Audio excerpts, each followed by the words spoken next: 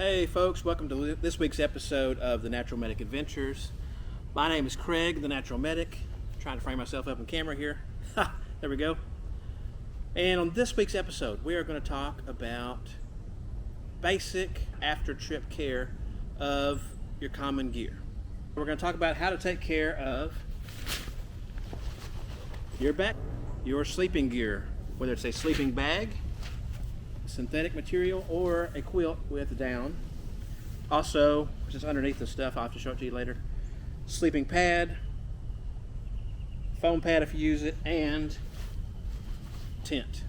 Just basic care that you should do after maybe every trip, maybe every other trip. Just depends on your local conditions, your local area, and what kind of things your stuff is subject to. Okay? Before we get started on this, let's talk about some stuff that you might need. It's pretty easy. Probably all of us has an old toothbrush around. So I've got an old toothbrush here, nylon bristles. You don't want anything too rough or coarse. You can use a clean sponge or a washcloth. I've already soaked this one in water, just nice and clear tap water. Cold tap water, you don't want to use warm water. You may need to have some Nikwax handy. This Nikwax here is the down version. They do have some for other gear as well. It actually works on hydrophobic or regular down. My particular quilt has hydrophobic down in there, so it's supposed to repel the water out. So it works on that. Now, as far as soap goes, you don't want to use regular detergent or dish detergent. That stuff is way too harsh. So use either what I said, like the Nikwax for like gear cleaning, or if you don't want to go that route, you can go with the Castile soap. This is the Dr. Bronners 18-in-1 hemp baby unscented Pure-Castile soap. This soap is very mild, no detergents, no things that are going to hurt your gear, and you don't need a whole lot of it. A little bit goes a long way, trust me on that. And to use the water, I just have a little bit inside of this dish right here. It's just a little Rubbermaid, kind of Tupperware, whatever you want to call it, dish. 3 or 4 drops of the soap in there. And I also have a whisk broom with dustpan when I get to the tent. Starting off, let's talk about your sleeping bag or your quilt. This one is pretty easy because what you want to do, if you have a synthetic bag, this is one you've probably seen in other videos if you watch my other videos on my channel. The Mountain Smith Antero, I believe is what it's called. Yeah, that's right. The Antero is 35-degree synthetic bag, and it has a tag on the bottom. So if in doubt, refer to the manufacturer's instructions. For any of this stuff I talk about today, always refer to the manufacturer's instructions. What it says on here for care instructions: hand wash cold or front load washer. Gentle cycle, mild detergent, rinse thoroughly, tumble dry, low or no heat. Do not bleach, do not dry clean, do not iron, do not store in stuff sack for extended periods of time. That is going to do is allow you to clean that in either a laundry facility, or you can clean it by hand like in your sink or your bathtub or whatever. It works pretty easily. When you're finished, if you're doing long-term storage of your bags, probably the easiest thing to do if it doesn't come with an extra bag like a cotton storage bag, just go to your local dollar store and pick you up just one of these mesh laundry bags. They're nice and breathable, they don't compress your bag, and they can store in there pretty easily. I have not took this one camping this season. I did wash it, I believe, last year. Haven't slept in it since, so it's in good shape. But if I needed to, I could take it to a laundry or wash it, no big deal, by hand in the tub or in a big sink or something like that. Now, you may have seen this on another video as well. This is my quilt. It's a Featherstone Moondance quilt, and this one is rated 25 degrees. It has the hydrophobic down on there. The hydrophobic means that it repels water. It's not waterproof down, but normal down as it clumps up, so you don't need to worry about it in this case. What you can do with this is, when it gets dirty, you can use some of this wax down cleaner on it. It's not dirty. I've slipped in it 2 times now on 2 trips this year, since I got it earlier this year. You can see from the inside, it's clean. All I did to it was just put a little bit of Febreze in it, and when I want to clean this, just like you would do with your other down quilts you might have, refer to the manufacturer's instructions. Hey, so far that was easy. Pretty good. Let's look at backpacks. This is a general deal for all backpacks. I just took this backpack on a trip to the Cross Timbers Trail in North Texas. It's on Lake Texoma on the Texas side, right above Dallas-Fort Worth Metroplex, about 90 minutes from the Dallas-Fort Worth airport. Nice trail, and I got a trip video coming out on that probably next episode, next week, hopefully.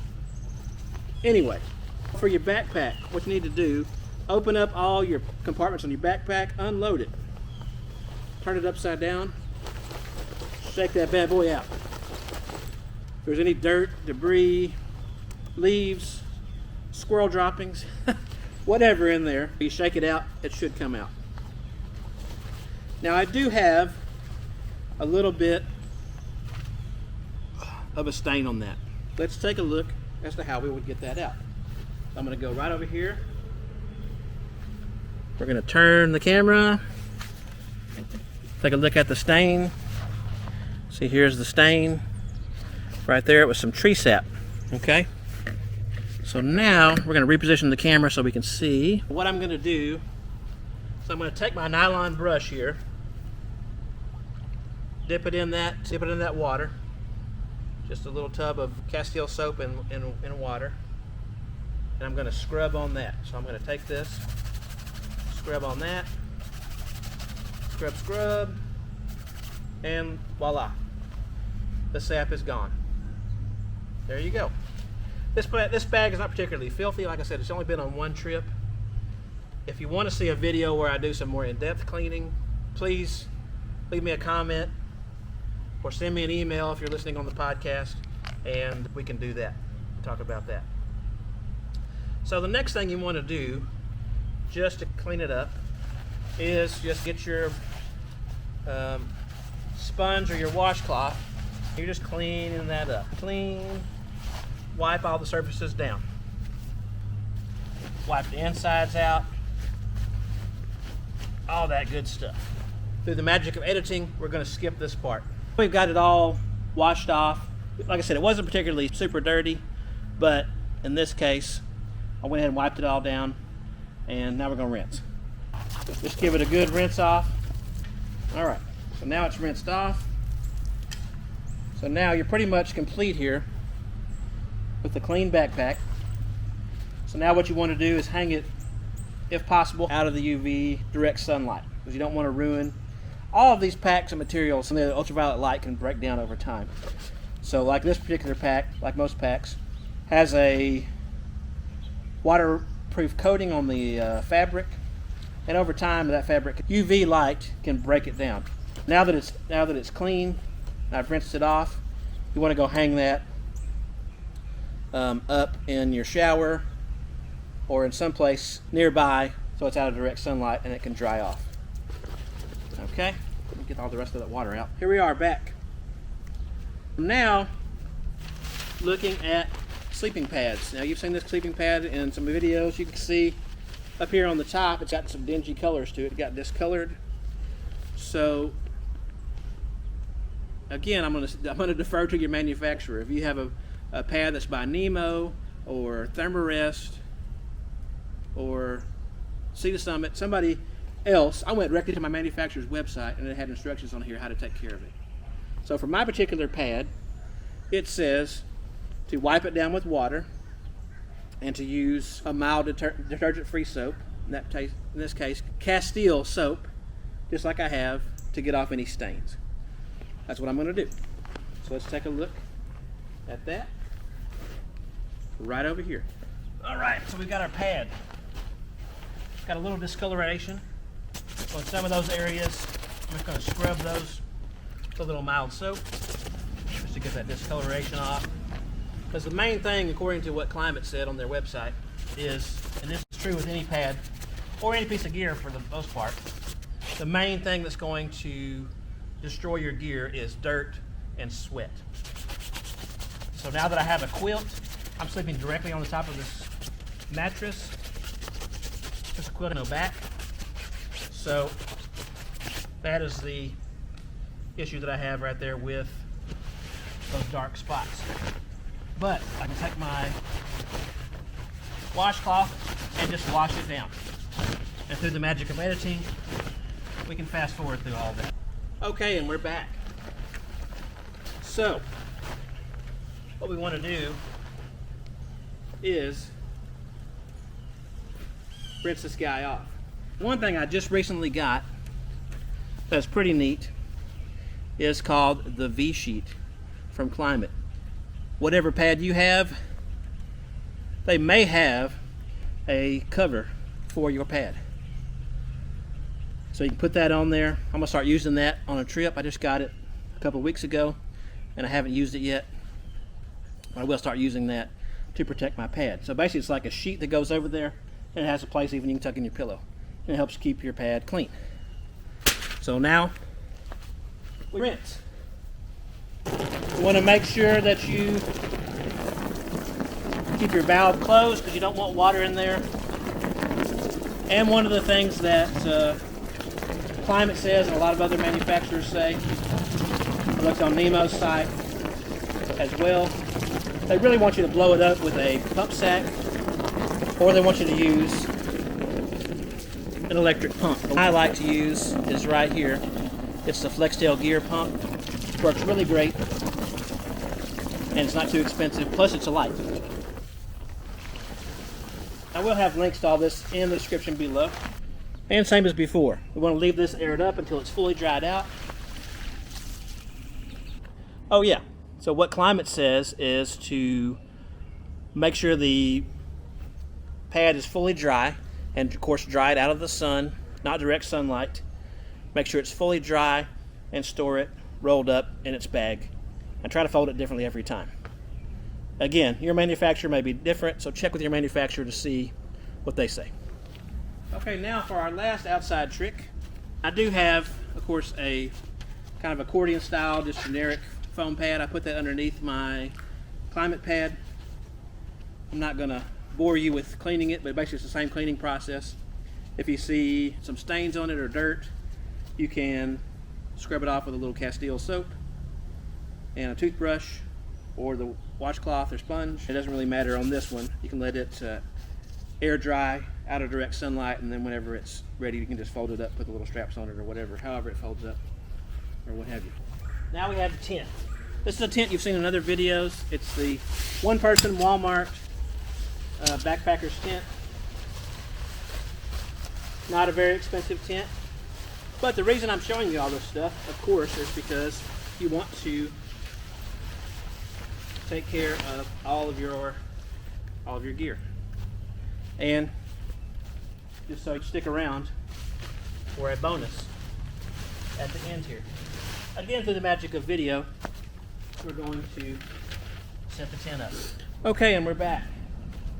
So, tent set up. I wish it was that fast in real life. And I wish my pole bag didn't fall into the water. That's okay. So for this part, we're going to need our whisk broom. Now, particularly if you had your tent, you were in a rainstorm, there was a lot of condensation, snowfall, dirt, whatever. As soon as you get a chance, when you get home from your trip, you want to set it up. Because a lot of that stuff, as we said before, kind of sound like a repeating record,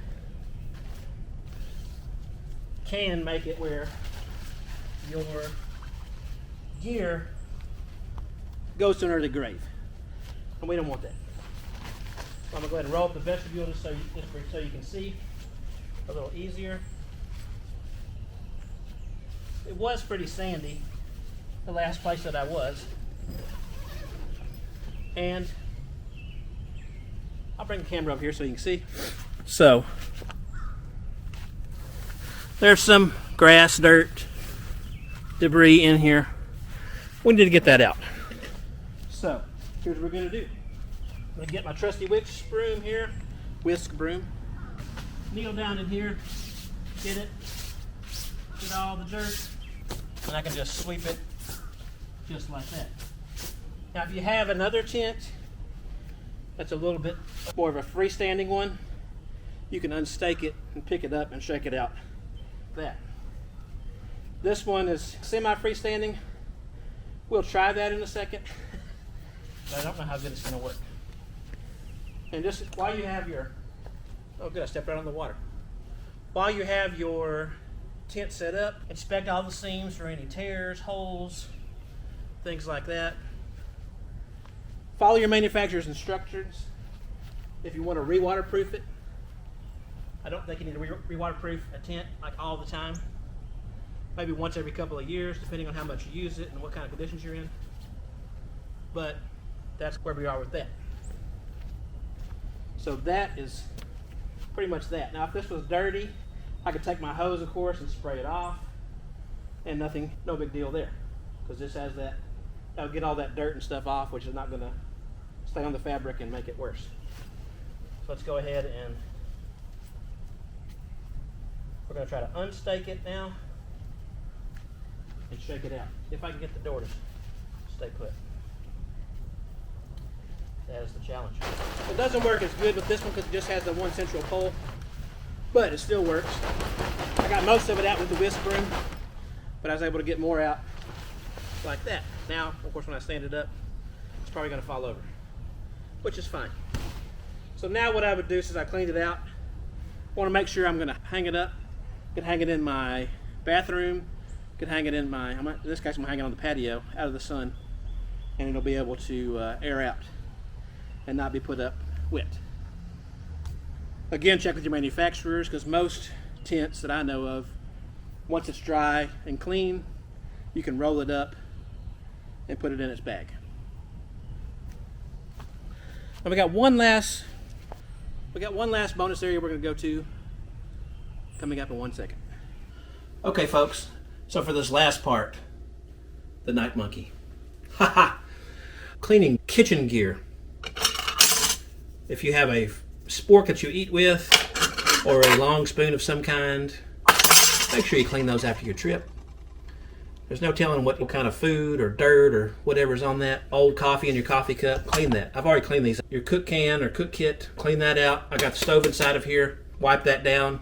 If you have the PZO electric starters, you probably don't want to get those wet or immerse those because they might stop working. So keep that in mind. Last thing I want to show you is about how to back flush your water filter. So common water filter, Sawyer, whether it's a Sawyer Mini, a Micro, or a Squeeze, they all work the same way. Little tubules inside of here. Bad water comes in here. In other words, the unfiltered water. And then you drink or fill your bottles like that. Take some clean water and put it in a cup. So already filtered water or water from a tap. Put your drinking end in the water. Now I don't like to use the standard one right there that it comes with because I never could get it to work. It didn't make a good seal. So this is just a regular child's medicine dispenser type syringe. Fits right in there. So to back flush it, you're going to draw, you're going to draw that water out. Now it's going to be a little bit tedious to do it with a smaller filter. You're not going to be able to pull as much volume out. When I came back from Lake Texoma at Cross Timbers Trail, the water I was back flushing was brown. So do that, and then you can either squirt it down the sink if you're inside, down the drain, or squirt it on the ground. Don't squirt it back in the same container because you're putting dirty water in your clean water. Okay, one more time. There you go. So now you back flushed your filter. Easy as pie. So, if this video gave you value of any kind, give me the good old thumbs up. Listening on the podcast, I'm of course going to put a video link so you can watch this. And as always, if you click on any of the links below, help support the channel. No additional cost to you. Thanks so much for watching, y'all. I'll see you on the trail. Thanks.